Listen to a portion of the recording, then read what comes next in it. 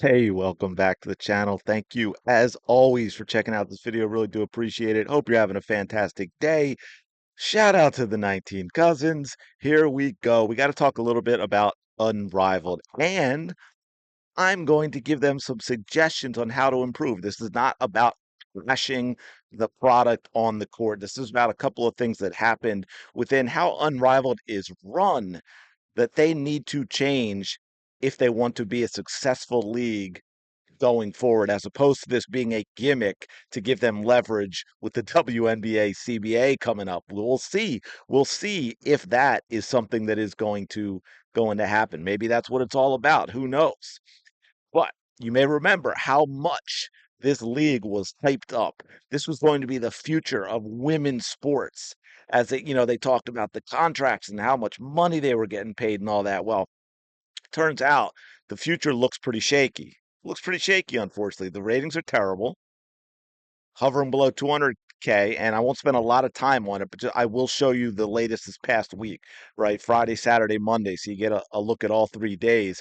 But what's really caused some problems with the latest drama is a couple things. Sabrina Ionescu just completely bailed on the rest of the season due to prior commitments. Could you tell by my tone of my voice that that was with air quotes? I will never actually do air quotes, but so yeah, but I mean, can you imagine an NFL or NBA player or what have you just leaving mid-season because they had something else to do? I mean,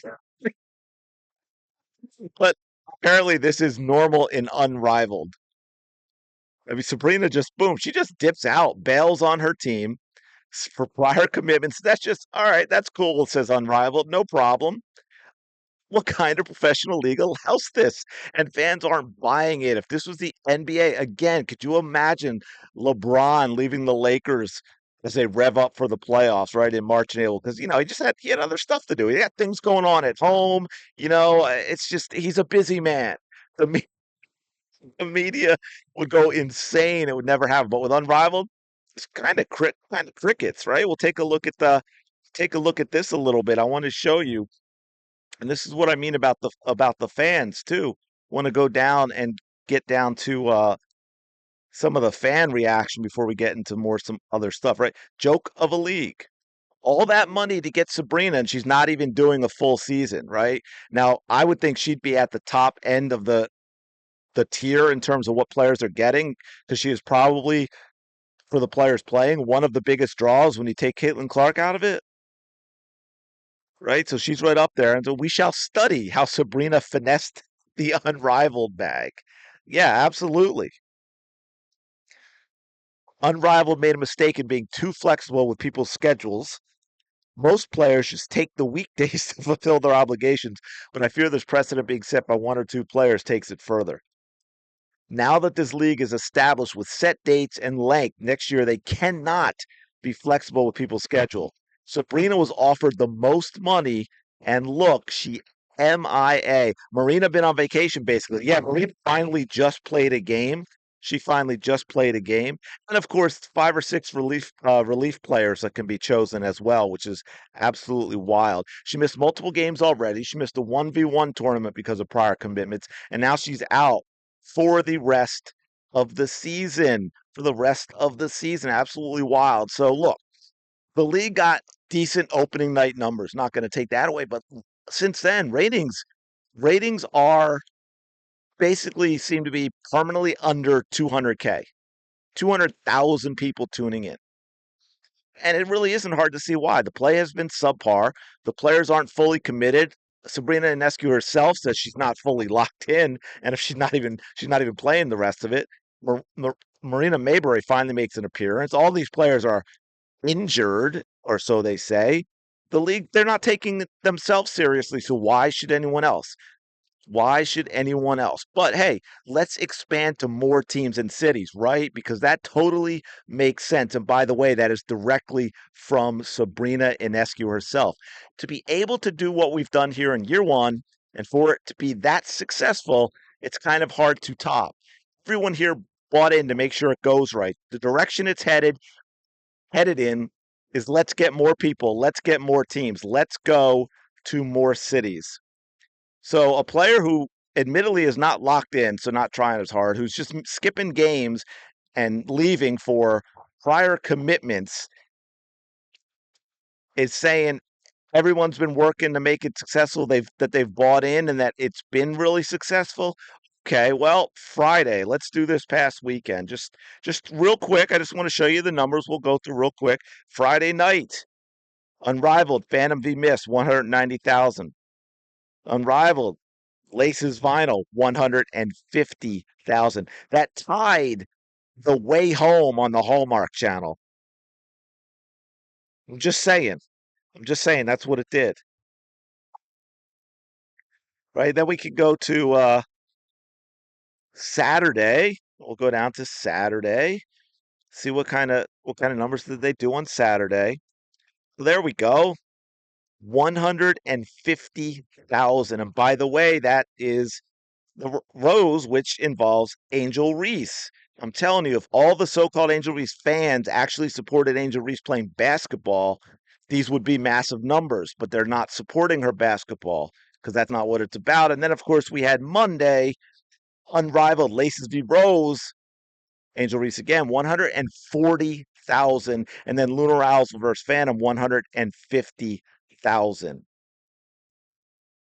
This has been, I don't think I've seen one in a month other than maybe the 1v1 finals that broke 200,000. Those are the numbers that we're talking about right now. So, no, it's not successful, Sabrina. It's simply not. And then a big thing I want to talk about is their rules. Their roster, the rules are ridiculous. Players don't actually even, it seems like players really, they don't even sign with teams. They sign with the league, and then the league can just move players on a whim from one team to another if they feel it's needed, whether it's, injuries or, again, skipping games to get the nails sharpened. No problem. League will just reassign a player to another team like it's some pickup game at the YMCA, which is why you get stuff like this, right? We had Unrivaled announced that forward Naz Hillman signed a relief player contract. She will remain in the Unrivaled relief player pool through the remainder of the season and be assigned to a club when it becomes necessary. No, teams aren't having players on. Like, I get the relief player contract when rosters are so small and maybe you do have serious injuries or illness, but that should be a system in place where teams do that, not the league. And then the league dishes it out, right? Because then we also had Laces guard Natisha Heidemann reassigned, folks, reassigned to Phantom BC. Laces guard reassigned to the Phantom because the league decided that was what they were going to do. That is absolutely wild. How can you take it seriously as a professional sports league when the league just randomly moves players to other teams? I mean, Heidman's playing for Laces, and then the league just decides, nah, you're on Phantom BC now as we close into the playoffs. Again, imagine if the NBA or any professional league did this. Hey, Steph Curry plays out tonight for the Mavericks, so we're going to move you to the Dallas Mavericks, okay? So, hey, have fun. I mean, that's a joke. Your favorite team's about to make a run at the playoffs, and bam, bam, one of your key players is simply moved to another team. No replacement or anything. It's not a trade, nothing. You didn't do it. They're just poof, gone because the league said so. Mark my words. You ready? Keep this in mind. This is important. I'm going to go a little into the tinfoil hat stuff here. Come playoff time. Now, will this happen? Hey, I'm having a little fun, but the point is, with the rules that the league has, this can happen. Come playoff time, Brianna Stewart is going to get moved to the Lunar Owls. So she and Nafisa Collier, the two co-founders of this league, can win their first ever title together. And this is not a real competition. It is not a professional sports league. The league itself is playing Puppet Master. Because again, they could really do this. And considering the Mist might not make the playoffs, it wouldn't even be detrimental to the Mist to take Brianna Stewart off the team for the playoffs and put her with the Lunar Owls. It is within the rules. I mean, you just if the Owls have six healthy players, you just have a player or two when the Owls get, injured, and you make Stewart the replacement player. You move her over.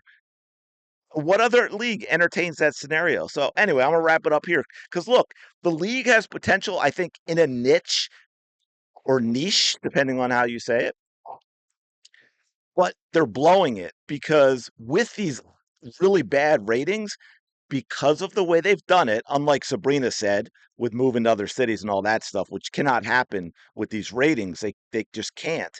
But with the way they've done it, if they would continue to do that, one location, all the players staying there, all this stuff,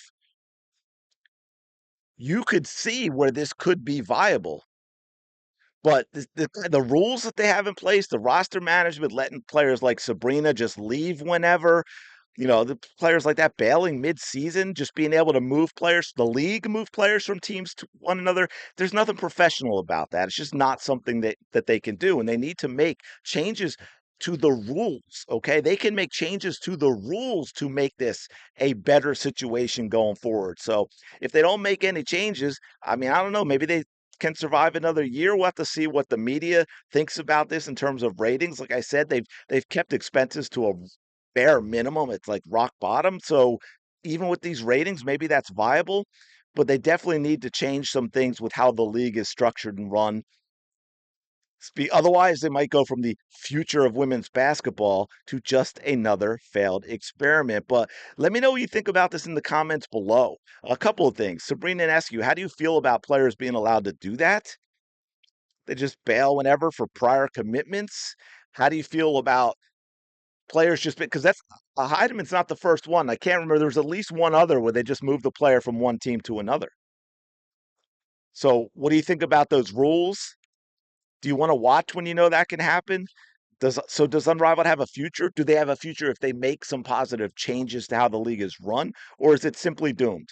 Let me know your thoughts in the comments below. As always, appreciate you checking out this video. Really, really appreciate all your support. It means a lot. There is no me without you. Or I guess there is, but I'm just talking to myself, which gets boring after a while.